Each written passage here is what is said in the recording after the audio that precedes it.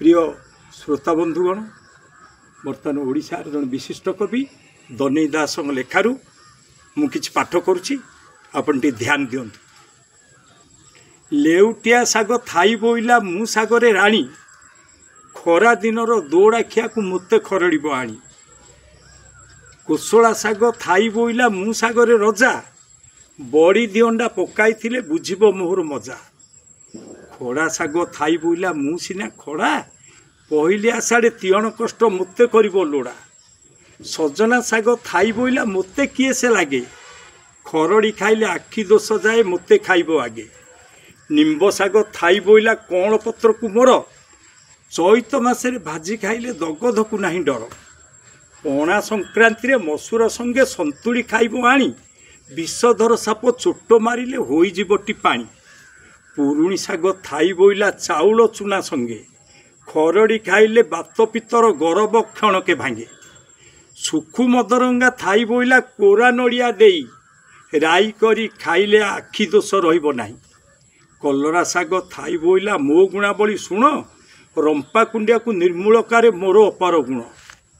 पोई साग थाई बोइला मु रसुआल चुंगुड़ी सुखुआ संगे खरड़िले देहरे आणई बड़। सुनु सुनिया थाई बोइला मु कनक गोई निद नहले भाजी खाइले तले पड़िब सोई। पसारुणी थाई बोइला मु सिना गंध सबु रोग को हटाइबारे घिअरे खरड़ी रांध। सलरा साग थाई बोइला कण पत्र को मोर पहिली ज्येष्ठरे भाजी खाइले घिमिर को नाही डर। मेथी साग थाई बोइला सभा जने शुण नारी मानकर रज दोष को मते खोजी करी आण। कनिशिरी थाई बोइला मु एणे तेणे थाए बात दोष को शांति करने को मते पारिबो किए। लाउ साग थाई बोइला सान चुंगुड़ी माछ पकाई करी खरड़ी थिले सबु साग पछ। अगस्ती साग थाई बोइला मु दगध मारी कार्तिक मासरे खोजंती मते जेते विधवा नारी। पिता नलिता थाई बोइला मते न करिवो भिने माइपे जदि पोखती हेबे मते लोड़िबे दिने।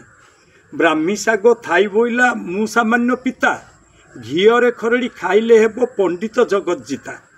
झुंपुड़ी साग थाई बोइला नारी गर्भवती हेले मते लोड़ी करी खाइले साध मेंटई भले। कखारु साग थाई बोइला कण पत्र को मोर खरड़ी खाइले पिता पानी बथुआ को नाही डर। बथुआ साग थाई बोइला मु सबुदिन थाए कला मुगरे पकाई खाइले अंटा धरा जाए। चाकुंडा साग थाई बोइला मो कथा कि भाल लोके मते आदर करती पड़ई जेबे काल। सबु साग जाक थाई बोइला मगुसुर पुनिया रे एकाठे खरड़ी खाइले सर्वव्याधि हरे। जय जगन्नाथ।